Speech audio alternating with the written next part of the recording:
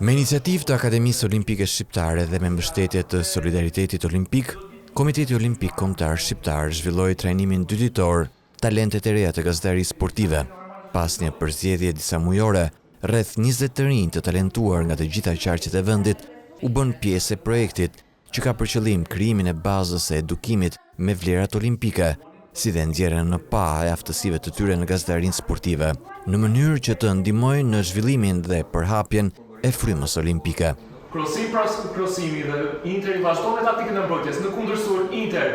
Përmes një metodologjie të përzgjedhur, të rinjt kanë marrë baza teorike dhe praktike nga profesionistë të fushës, gazetarët Eler Tyzeiri dhe Alban Xhihani. Të rinjt kanë qenë mjaft aktiv përgjatë seancave dhe kanë treguar interes dhe njëherësh kanë nxjerrë në pa talentin dhe pasionin e tyre për sportin dhe komentimin. Në kujdesin e veçantë të drejtoreshës së Akademisë Olimpike, Enkeleda Çaushi, të rinjt kanë zhvilluar edhe një sër aktivitete shtetëre edukative dhe sportive.